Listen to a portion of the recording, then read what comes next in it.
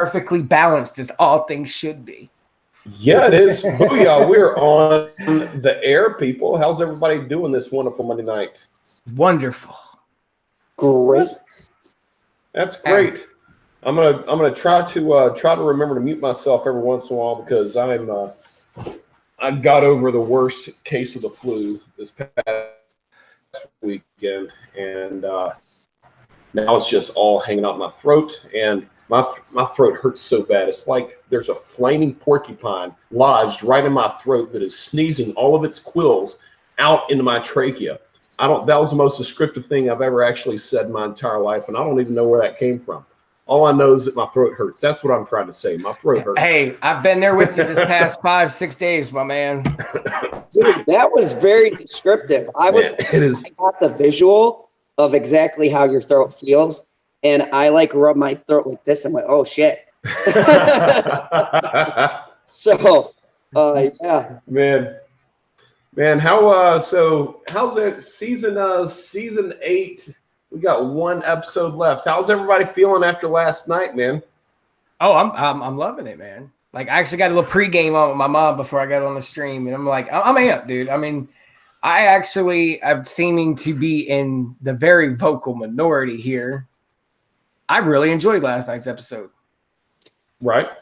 Okay, you heard how vocal, and I made off air a reference to this with my infamous coming on going, this season was trash, and the dead silence. But I think I gave good points. Now, folks, everyone who's watching, I am just genuinely conflicted because we'll dive into that. But I'm conflicted because I want to be part of the minority and I want to be part of the majority. Yeah. Because I see both sides. And I don't know how I personally feel because it did do what I said it wanted to do. Remember, right here on this channel, I said, I want to see shit blowing up. I want to see people dying. I want to see a fucking dragon setting shit on fire. I got everything. I just executed exactly how I would have liked it executed. But, it gave me what I wanted, so I'm like kind of stuck in the middle going, Ellie, how do you feel about it? And I think as we get into it's going to be a lot. I think execution will come into the conversation a lot. I've settled on the line with you is I was very conflicted about how I felt, especially after last night. I had to think about the best way to describe this. I would say this is probably the least sloppily written of this season. Oh yeah. Like I've been very disappointed with I've been very disappointed overall with the way this season's gone, not because of it's like the actors they have no fault in it. I mean, the actors are doing exactly what they're supposed to be doing. They are doing a wonderful job or whatever. But the place they shot themselves in the foot is they made the decision. The writers made the decision. You know what? We're just going to make this a 6-episode season, and that's going to be the end. We're going to end it all. I'm sitting there thinking, have you ever taken the time to go through IMDb and look at the character list? It's over 100 people long, and you're going to try to resolve all these character story arcs and everything like that in 6 episodes. Even if you push these episodes out 4 hours each, you could not do that.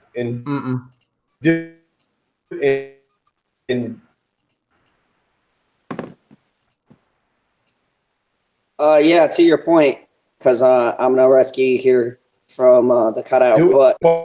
But with that being said,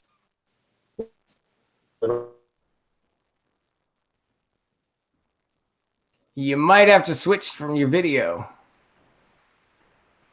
Yeah. Oh man, did it? Hold on. There you go. Okay. Hey, so, in your Google Hangout setting, do you have it set to max bandwidth? I don't know. Let me see. Okay. I don't even. Let me see. Well, control room. Nah, screw it. I'll just go like this. Nobody cares. The one to the little bars next to the gear lets you adjust your bandwidth. You can either have it max so you don't have any issues, or if it's down low, you'll get a lot of chop. It's No, well, I'll just leave it like this. I'm the least good-looking person on this stream, and so you guys leave your cameras on all you want. That's what really draws the crowd. But I will go ahead and air out my grievances. First off, on this thing, I am super pissed at how much of a stark contrast there was with Drogon and the Iron Fleet. Where in the hell was this guy? Where did he just decide to grow a pair of balls all of a sudden? How could he not unleash his fury in the last episode? He could have saved his brother, but no, they flew off. What a crock of crap, man. Yeah. I mean, it was. Don't get me wrong, it was awesome. I loved watching all those ships explode and everything. But why couldn't he have done that the last time? He's the same dragon. Just like I don't know. That was one of my big grievances. Geek, if you said there was one thing that just really pissed you off, what would you say was that one thing that just irked you a little bit more than anything else in this one? The way Cersei went out. Oh. Mm-hmm. Yep. Such a tool way to go out, man. Like, I mean, I get Jamie, man. Like, everybody's been complaining that Jamie's like, oh, that's out of his character. No, it's not, dude. Dude's been about Cersei his whole life. But it was just I felt that she didn't deserve such a weepy moment with Jamie when she went out, that it's like, oh, I don't want to die. Save me. I don't want our baby to die. Fuck that. She should have got fried alive and eaten like a fucking shish kebab by the dragon, dude. She deserved a much more intimate and personal death than just getting some bricks landed. It's that was my biggest gripe. My second biggest is what you pointed out, was with why couldn't they have done 2 episodes ago what they did this episode with the Iron Fleet and the dragon? Yeah, because I mean, she just come barreling out of nowhere, no stakes, no injury, no threat, just and wiped everything out. I think Doomcock put it the best where he said plot armor. Yeah. Yeah. That plot armor showing big time. Because how do you have literally the episode prior, dude, no scopes dragon out of the sky, straight up like Call of Duty, not aiming, no scopes the shit out of that dragon, right? And then we do one short episode later, and she is like leveled up or something. She got that power up, and all of a sudden they can't hit her for shit. I know. Remember what we were all saying? She should have circled around. She does that in this episode. And I'm like, well, if you knew that tactic existed, why the hell didn't you do that in the prior episode? It's the freaking dragon. Like, she should have got clipped. Like, either the dragon should have got clipped a little bit, or maybe she should have got hit in the arm or with something, to kind of make her seem vulnerable. But yeah, the way she went out, it was a total Mary Sue setup, like, for that whole thing where it's like, I'm impervious, nothing's gonna stop me. Oh yeah, it was like the way she just totally went full, like, she just I can't even think of the word. I don't want to say she turned into a bitch, as in she was a bitch, but like, she was a wimp.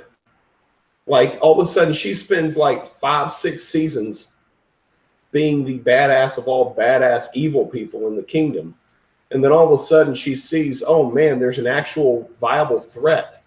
And she just starts breaking down like it's nobody's business. I think that had a lot to do with her circle. I mean, she lost Jorah. She's emotionally vulnerable. No, not her. I'm talking Cersei. Oh, yeah. Her, like, Cersei. Yeah, you've been a badass chick this whole time, and all of a sudden you just get weepy, and it's like, yeah, I'm sitting there waiting on her. She didn't even have a hint to go out with a blaze of glory at all. She just goes down and whatever. She sucked or whatever. Here's the thing that pissed me off. You guys heard my death predictions. which did not come true whatsoever. Freaking ever. Cersei has been my favorite character, and my biggest gripe was that, like everyone is saying to everyone's point, character inconsistency, because you build her up as this person who literally does not give a shit about anyone, including at times their own life. And okay, if we keep the baby as a factor and the hormones and all of that going crazy, you know, anyone who has had someone pregnant knows how that shit goes. Okay, that's a thing. All right, if I give you the benefit of that, it is still grossly out of character, and it feels like to me you're trying to justify one character getting a power up, essentially, and the other character having to be nerfed for the sake of the story, which I don't appreciate, because the Night King was made to look like a total bitch for no apparent reason whatsoever, except for to move the story along. And so when it comes to Cersei, I'm like, oh, they're going to put their eggs in the Cersei basket, right? We're going to see some messed up things. And with the wildfire, I originally thought that was Cersei lighting the shit up. You know what I mean? Until I went back through and I watched it again, and I go, oh, that's the dragon targeted. Well, how the hell does she know where the wildfire stores are? Well, see, here's what I think actually happened is I think that wildfire was left over from the Mad King, because the Mad King had put it all over the city. I don't think that Cersei didn't put it all over the city herself or anything like that. But I've tried reading up and listening to some other people and some other channels about what's going on with this. And one big consensus is that was actually left over from the Mad King when he was going to burn the place down. So I think that's But I thought Cersei had consolidated all that, and that when she leveled the church. Yeah, she moved it all. Yeah. Was that all the Mad King store? I thought they had made more. She made more, but she moved. They absolutely may have. Oh, okay. I didn't know if I couldn't remember if I thought she had the pyromancers make a lot more. I didn't think that she had moved the storage from like the Mad King and everything that they had from before into the other thing, but that very well may be the case, though. I may have missed that one for sure. Yeah, because what happened was that last shot at the end of season 7, they actually show you where she strategically placed everything with little crazy kids leading the Church of the Harpies there, leading them into strategic places where the barrels were located so that they could inadvertently light them on fire and blow them up. Yeah. So now that they seem to be now randomly in places that were never established, this is the thing. It was, in my mind, a very good episode. I wouldn't say great, because I've seen way better, but it was good for this season. Probably great for this season. It was great for Game of Thrones in general. It was just good. But they had a lot of convenience. Yeah, I'm not going to go as far as saying it was one of the best of the series so far. More of just it was the best of this season so far. Yeah, I absolutely. think we could be in agreement that in this egregious season, this was probably the best episode within this season. Yeah. I think people are so jaded from episode 4, episode 3, episode 2, and episode 1 that they are being a little bit harsher on this particular episode. Yeah. Just because. And as I stated, I will call things out. But I see the argument, but to really rip it apart, this episode wasn't exactly that bad. I see what people are talking about and a lot of holes in the plot, but I wouldn't, what holes? I wouldn't downright degrade the episode. Like what holes though? For instance, for instance, that scene with the Hound and the Mountain. The fact that the Hound does not try to do anything and kind of like lets Cersei like go without. He wasn't there for her. Yeah, I understand that point, but at the same point, she was also involved in making his life a living hell. I mean, no dialogue, no back and forth, like, oh, I'm letting you go because I got to focus on this dude, but if you're still around, I'm going to kill you. You know, like nothing to tie it up because she was just as instrumental in his life being crap as the Mountain was. I think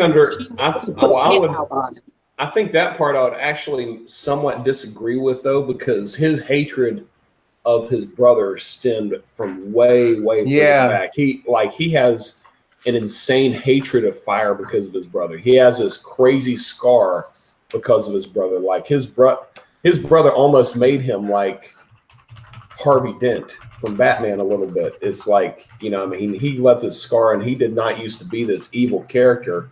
And then all of a sudden, boom, his brother shoves his face in the fire, you know, just makes him into this grotesque looking guy and gives him this one part of his life that he cannot control his fear of. And I mean,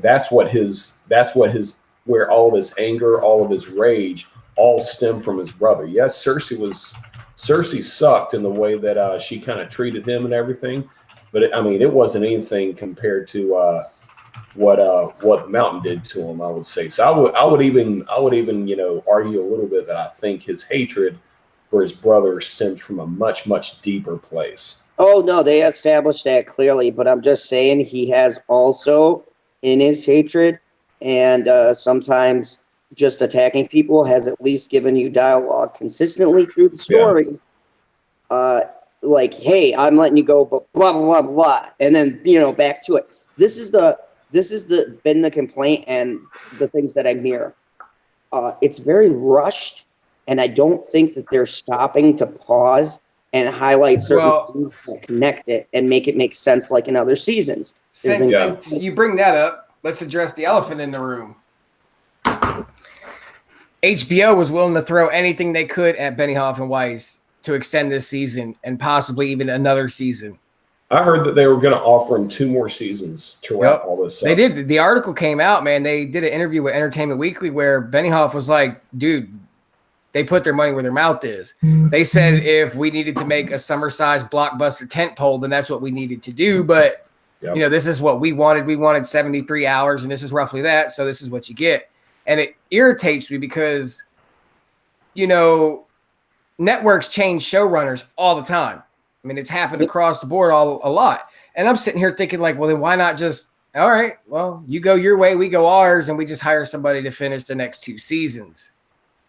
You know, and it was kind of an insult to me as a fan that, you know, you were offered the means to give us a viable, reasonable end to this series, and you just ignored that and said, fuck it, we're just going to do what we want to do anyway and rush it, you know?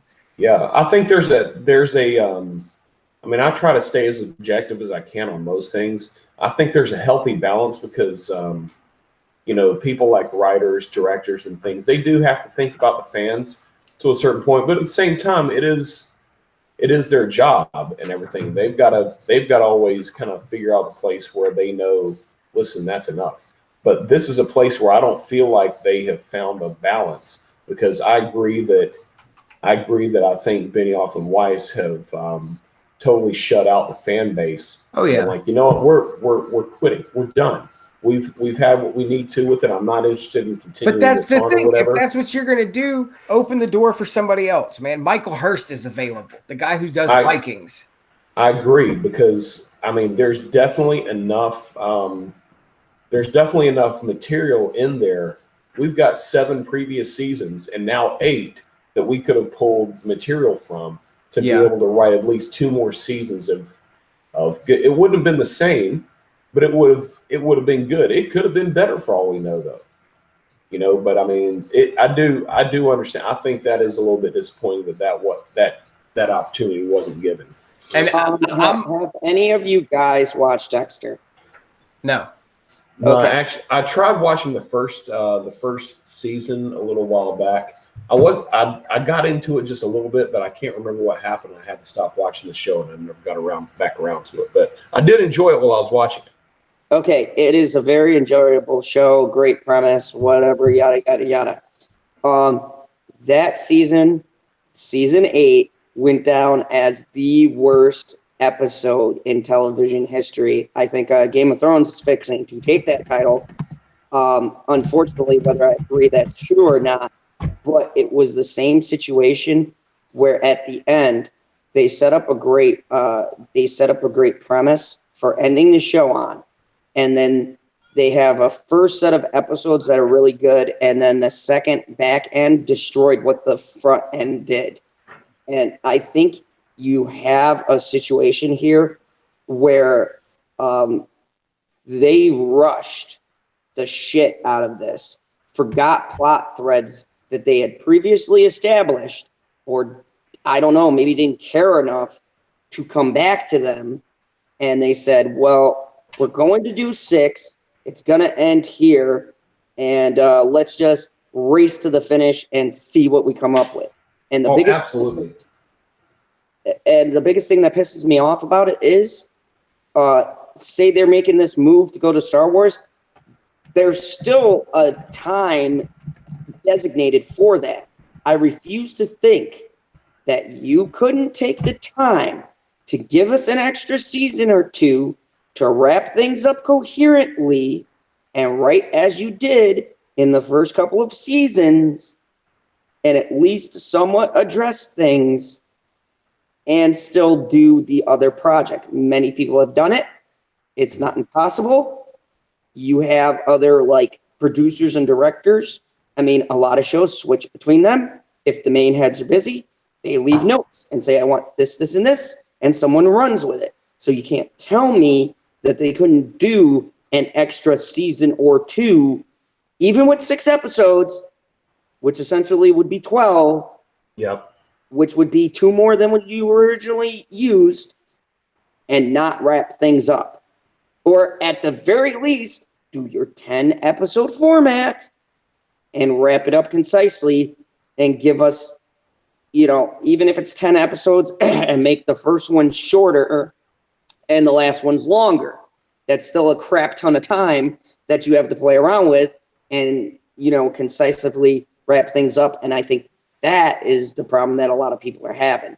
It's not necessarily that these are shot differently or that the acting isn't stellar. I can't say it isn't, because there were a lot of good line delivery and things like that. The actors didn't phone it in. The actors clearly didn't phone it in. Yeah. You have a case where the writers didn't give them anything to work with. Yeah, and that's another thing that's really sad to see is you should be able to see pretty far off when the end is coming. If Benioff and Weiss were intending on this to be their final hurrah, I would expect that they would have known about it at the end of season 6. Yeah. But the thing is that they, that's my biggest gripe. I mean, I've said it a billion. I maybe even said it already here, and I can't remember. Is they shot themselves in the foot by making 6 episodes. It's just how do you resolve all of that stuff? They weren't even close to resolving things in season 7. It was like, okay, great, we've got some characters that are actually meeting each other now. All right, we've got John and he's meeting Daenerys. Great, that's fantastic. But that's not even close to being a resolution. That's not even close to, drawing things to a close. You've got to give things time, and not at the expense of the story. And that's what they've done. Is just like, I feel like they've just tossed away 7 seasons of awesomeness. Oh, they did. And it's just like it's all for nothing now. Can I address the other elephant in the room? Please. Second favorite character on the whole show who got just totally gypped out of any kind of resolution. I think you guys might know where I'm going with this.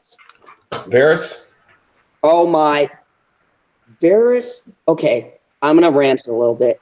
Do it. Varys is fucking comparable to Littlefinger. Okay, in many ways, he won their little tit for tat between Littlefinger. And you're telling me the most sneaky, conniving fuck in all of Game of Thrones is found out that fucking easy just for the sake of there's 2 episodes left, so you've got to dramatically shock people and kill someone off. And you're telling me Varys, who has literally been in the fucking shadows, would A, be that obvious and come out to Jon Snow, or B, get fucking caught with a spy in his little thing? What the fuck was this? Like, when they showed his little bird, I was fucking excited because we get a peek into how Varys operates, right? I thought they were going to play around literally 5 fucking minutes for him. 5 minutes. Counted it. 5 fucking minutes to wrap up one of my all-time favorite characters in the show and give him the worst, shittiest ending. And no one vouches for him? Really? The man who helped Tyrion out and damn near saved his life, stopped him from drinking, got him in a position to be the hand of the queen, and basically saved his life literally and figuratively.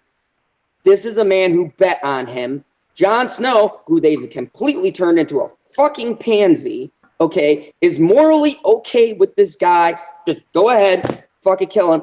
And then no one saying anything, like taking his side on when, okay, going back to when Daenerys first fried someone, the 2 people in season 7. Remember the son and the father? That was Randall Tarley. Yes. Dude, she fried people long before that.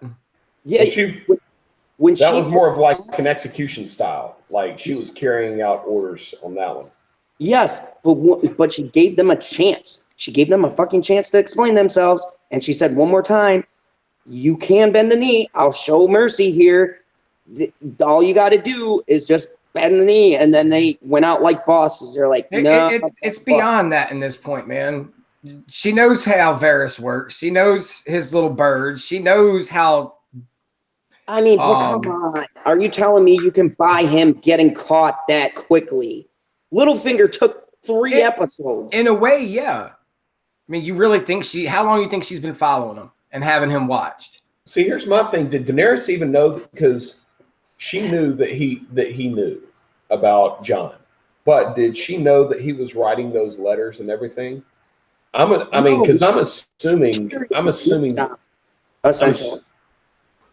they didn't know that, but they figured that, he's Varys, he's the master of whispers or whatever. But she told Tyrion that when she found out what was happening behind the scenes between Sansa, Tyrion, and Varys, she told Tyrion that she knew what he was up to and that he was going to undermine her and what his plans were. But I'm having trouble figuring out is the thing that he got executed for only for knowing the truth. Because no, it was not just for knowing the truth. It was what he was going to do with the truth. Yeah, she knew that he was going to spread the truth or whatever. But Lee was exactly right. He was one of the. He played and worked the Game of Thrones better than almost anybody, probably except for Cersei. I mean, he knew how to stay alive. He knew how to manipulate everybody. But there's nobody left to manipulate. Yeah, and then all of a sudden, boom, he's just out in like 5 minutes. No respect. No. At least give him a video montage. At least put some sad music behind it or something. I mean. Well, it all harkens back, dude, to that moment where she told the 13, I will burn those that have wronged me, and I will burn cities to the ground. And, that's exactly, she felt wronged. She felt deceived, you've got these people that are working behind the scenes to undermine her seat on the throne. She's going to torch the shit out of them. It's like. Yeah. But that, come on, I can't buy the time length. You're telling me in an hour and 20-minute episode, you can't give them at least 15, 20 minutes, make some build up like, oh, maybe you'll get away with it. Caught him red-handed. Or, and that's what I mean with laziness. There's no context to him being caught that fucking fast to make it dramatic. It's just like, oh, shock. Well, we burned in the beginning.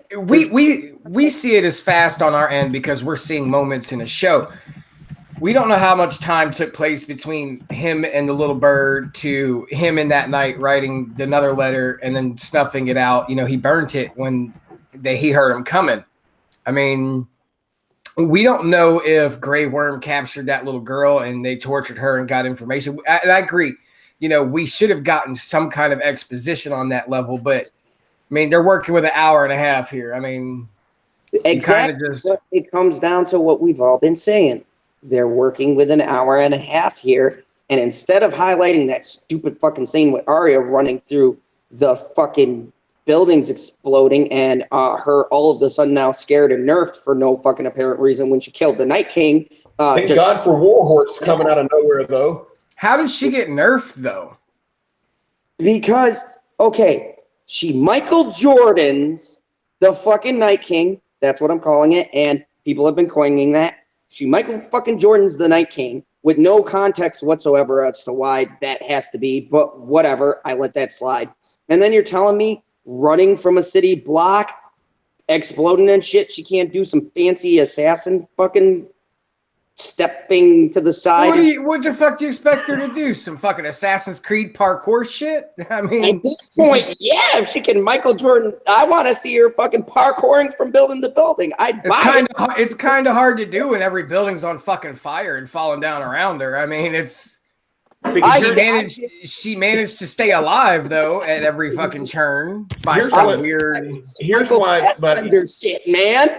I'll tell you where I think the lining there though goes to where her attitude was. It's like as soon as she left the Hound, she went from being an assassin, like the most badass assassin ever, and then she has that moment with the Hound, and she's like, "Oh, thank you." And she all of a sudden turned back into innocent Arya Stark again.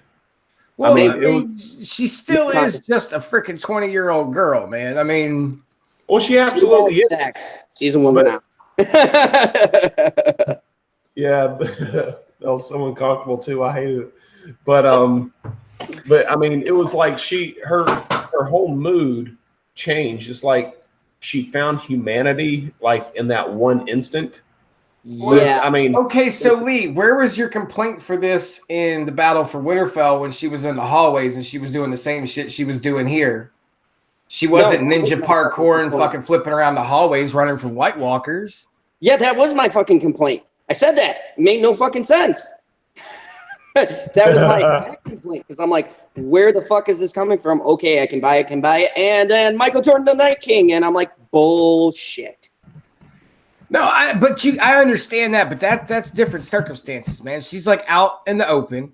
She can move freely as opposed to here where she doesn't know which way to fucking step because you got shit falling all around you. Shit's blowing up. Shit's on fire. People are fucking flying at you. I mean, it's like, how much do you expect the girl to pull off in these circumstances? I mean, this would be like... Michael fucking Fassbender did it like a champ. Little Arya Stark, who has less weight and less room to maneuver, can fucking maneuver those buildings like a champ. That's all I'm saying. Maneuver what buildings, though? That's what I'm trying to say. I'll tell you what was really funny is the fact that she popped up out of that. Go full bullshit or give me half bullshit. But don't do this in-between shit to me because now I'm confused. What was really funny is she popped up out of that ash and she was all like gray and stuff. And then 5 seconds afterwards, another building falls right next to her and knocks her down with another pile of ash. And it's like, "Not bitch, you're laying down again."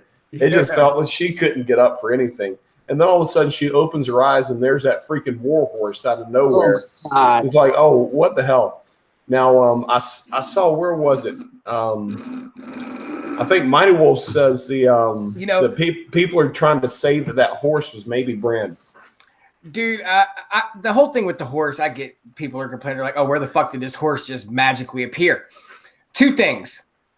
They did the same shit in Batman v Superman when the fucking horse came running through behind Bruce Wayne after the buildings fell. Right. There is a high likelihood chance that at least some kind of horses survived the fucking assault because in the Battle of Winterfell, some of them came running back from the White Walker horde. And third off, when you see her get on the horse and turn around, there's a straight beeline out of the city. Like she just hauls ass, and you can see the big ass hole in the wall. I mean, it's not really realistic that this horse is just kind of wandering around in a fucking battlefield. I mean, can I be honest with you, Geek? When I saw that horse, I thought fucking Lord of the Rings. I was like, Gandalf saved her! Right, that'd have been awesome. Because remember in Lord of the Rings, when they were all in trouble, there was a fucking white horse that appeared out of nowhere, and Gandalf is like, right. Now, see, had somebody had said something like, well, how the fuck is Arya just laying there, just unconscious? Meanwhile, every corpse around her is fucking ash or like just scorched fucking flesh. Like, how did she manage to just be the one, you know, that complain about that? You know, I mean, you had the mom holding the kid, you had the little kid holding the toy, which was like a heart fucking wrenching moment because you're just like, these poor bastards. Like, they just got wrecked. Like, this is Vesuvius and they're in Pompeii, to where Arya's just laying there, you know, looking like the little kid at the end of Volcano with Tommy Lee Jones, all with the ash and shit. Like, but I mean, I get the horse because I mean, yeah, it was convenient, but it's not completely unrealistic. But I can actually see it if Bran, you know, was warged into the horse to come get her. Yeah, I saw that too. By the way, freaking Euron just popping up out of nowhere, that one freaking place to fight. What the hell is with that? Did I not call that like 2 streams ago? You absolutely did. That. The only thing that didn't happen was he didn't bring up the baby. Like, were you waiting for baby mama drama? Well, you know, he's like, I fucked the queen. And I was waiting for him when he's laying there, like, I'm the one who killed Jaime Lannister. And Jaime was like hobbling off. I was waiting for him to go, and that baby's mine, fucker. And then Jaime be like, oh, no, it's mine. He comes back and like finishes the job, you know, but no. But I mean, I called that one that happened, and like they were going to square off. I didn't have a problem necessarily with the fight. I had a problem that he got stabbed consistently, John Wick style, and still had the strength to wander through half the city, because that is not possible for where he was stabbed. I know this from. I know. You know. Oh my God! And it's not like he didn't get like just stabbed a little bit, man. He put the whole force of the blade right between his ribs. It was like, oh, I'll just get up and walk over and hug my sister one last time. I was thinking that song was playing in my head. Now walk it out. Because I'm like, oh my God, man, the dude got stabbed like a champion. But to be fair, I have seen some. I gave that scene credit because I have seen some battle scenes in historical dramas where people have gotten stabbed and literally they've died so dramatically, and I'm like, holy fuck, you would bleed out before you even finish this epic dialogue. Okay, you'd be dead and that'd be it. So I gave that scene a pass. I saw the best dying scene I've ever seen. I was over at Drunk 3PO's house a couple weeks ago, and we were watching the movie, and I was like, man, I cannot fathom how awesome this death scene is. We were watching Deadpool 2, and it took Deadpool about 20 minutes to die, and that was like perfect. Oh, you talk about the end? Yeah, dude, that was so funny. Because that was so true. How many death scenes have we seen where people are like, "Oh, I'm dying," and then they do like exposition forever? It's like, motherfucker, you were dying like. It's like 5 minutes of come closer. What? Closer. What? I'm not dead yet. One day they're just gonna like make a completely real death scene where somebody just stops, they don't even blink, their bowels void, and then they throw up right there. It's like, this is the worst death scene I've ever seen. But we made it realistic. I've actually seen a movie where they did that, like where like they actually showed like the bowels vacating and stuff, because like the person that died and the person that was with him was like, oh my God, what is that smell? It's like. It was like some B cut, but no one wants to see a real death scene, because a real death scene would make you throw up. Because But speaking of death scenes, how about that freaking practical effects work with the freaking limbs and the gore, man, and like the brain popping out the side of Gregor's head, and like that dude that just got sliced in half. I was like, wow, dude, like they did. I'm telling you what, when the dragon first attacked, even though I had problems with how easy he took out the Iron Fleet because of how much he sucked against the Iron Fleet just the episode before, I will say that was everything I imagined a dragon should be right there. Yeah. He opened up a freaking can. And when you're sitting there looking at the Golden Army, which, by the way, was amazing because the Golden Army has been bought and paid for and all that stuff, build up the hype, you're staring them down, and all of a sudden, boom, the gate explodes, and then those tool bags die, and just they didn't get anything. That was the worst money spent in the history of all money spent. It was great watching those tools just fall down dead right after that dragon burst that gate open. Yeah. But that was an amazing attack scene. I loved it. Yeah, I gotta say that's where I got conflicted was I had said the week before. I said I better see stuff blowing up, people dying horribly, and gratuitous violence. And on that front, it didn't disappoint me. Right. I mean, there was a large portion dedicated to people dying horrendously. And the Indiana Jones chase scene, as I am now dubbing it, with Arya, there was some crazy ass shit going down where I'm like, oh crap, look at that, oh snap. You know, I'm moving like side to side, like I'm dodging building parts, and my mom's looking at me like, are you okay? Are you having a seizure? I go, what? The building's falling. But me and my mom both looked at each other, and we were like, well, I don't know how I feel about this. And yes, I do have to point something out that I'm going to be 100% in agreement with. Mighty Wolf said, I'll be honest, I laughed with Kyber. I did too, man. That fucking shit was hilarious. That was great. Like his head just split sideways and that brain just boop.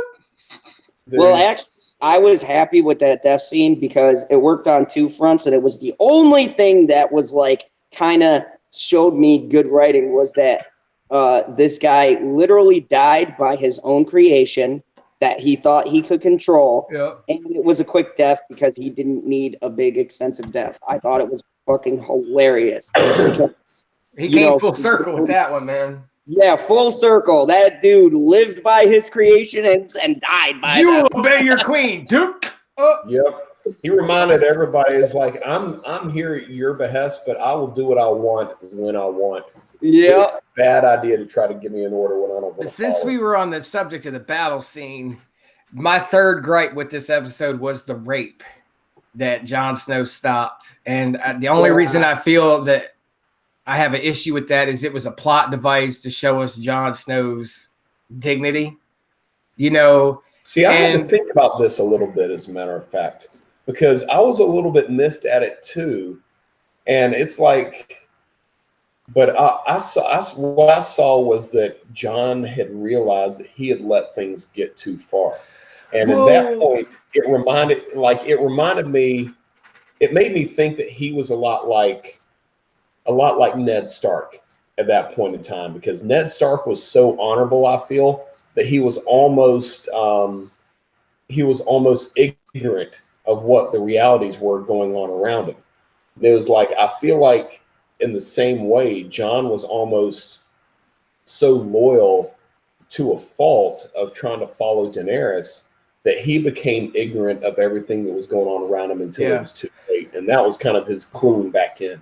I wouldn't have been so perturbed by the scene had it have been like a Dothraki, because we pretty much we know how they are.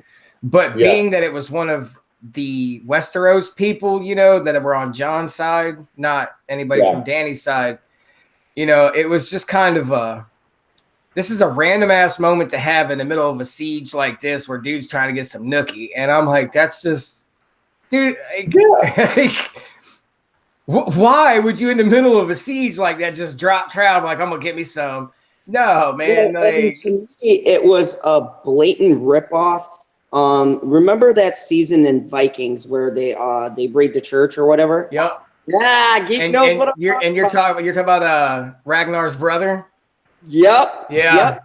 It was a blatant ripoff of that scene, and poorly done, I might add, too, because that scene had more context and there wasn't a fucking dragon blowing stuff up. Exactly. Buildings falling around you. What you could do? Get your dick in and fucking get hit in the back of the head with a rock and die? Like, come on, man. It was like, that was so toxic male because he's like, well, I'm just going to get it anyways. It was. It was like, but it was a plot device just to show that John still had a heart. Like, oh, no, I'm not going to let this happen. And it was just like, I could have seen post siege, like, you know, where they're wandering around the damn city and just decimation. And the dude comes across some chick laying in the alleyway. Then maybe, but to be that moment, I was just like, that's just so unnecessary. Yeah. Yeah. It was a little bit pointless. I mean, I think they, like I said, I still kind of hold to the fact that I think I know the reason they did it, but I just don't like the execution. The actual Yeah. It could have been done in a different way, showing John kind of finding his humanity and not following so blindly. But at the same time, it's like, well, okay, but find something better to illustrate with it. It was too in left field because you're exactly right. People are freaking screaming and burning all around you. I've never known that to give a hard on to anybody to want to rape somebody right in the middle of the street. Well, I mean, they did it a few times on Vikings where they were in the middle of a siege or something, and you know, but it's more of a post-celebration. Well, yeah, but also like an actual opportune time to be taken, not just. Oh my God, man! And that was normal of the Vikings, you know, to have that kind of mentality and dominance, as opposed to where you're having like mid-century civilized human beings in a way.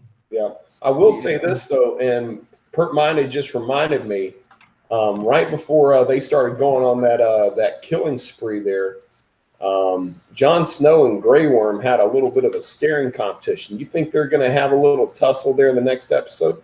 No. I got to be honest with you. I don't know what the I was made aware of the F-bombs. Is it cool if I drop a bunch now? Oh, I don't care, man. Hey, you guys be you, man. I love you for who you are, not who you should be. I don't know what the fuck to fucking think of this fucking shit coming up because, it goes back to my favorite buzzword, and I did a video on buzzwords and how fucking stupid they are. But subverting expectations, God, I want to punch the next person in the face who talks about fucking subverting an expectation. I want to subvert his fucking life because I'm so tired of that being an excuse as to why you fuck up coherency in a story. It's like now a crutch. It's like when these writers do something that makes no sense, automatically, and am I wrong? Because in the interview, the motherfucker uses that word. He goes, well, we have subverted it. I go, no, you didn't. No, you didn't. You didn't subvert shit because at the beginning I called it. That's like playing into what I expected. That's the fucking opposite of subverting expectations. You did exactly what numerous people called, even Geek over here called half the shit that happened last week. You said it. As a matter of fact, I think right here. Yep. So it's not a fucking subversion in the least. It's playing into our expectations in all the wrong ways. Yeah. All right. So I'm usually trying to keep the keep the streams right around an hour 15 minutes or so. I do want to ask this next question. This is gonna actually go off of the Game of Thrones trail just a little bit. But do you Benioff and Weiss as writers for this show, up until season 8, how have you guys enjoyed their writing? I was good up until about season 7, and then it kind of started going sideways a little bit. And I understand after season 4, they were pretty much just going by the fly of the seat of their pants. They run out of source material. But I really feel that they started losing their way around season 7, and now it's just, I mean, they've got ulterior motives, man. They're trying to get out. They want to go do Star Wars. So it's, their writing just. Do you think it's a? Do you think it was a that their writing has slipped willfully, or do you think it is like their talent speaking? Wholeheartedly, willfully, and voluntarily, man. Like, this is, their heart's not in it, and it's reflecting it. Yeah, and I mean, like I said, their mind's somewhere else right now. We all know that. They've known that they were going to go work on Star Wars for a while now, and so here's it's reflected in this writing we're getting now. It's a rushed haberdash of tying up loose ends, but you're creating more loose ends, and it's just sloppy. But because, it's so here's my question.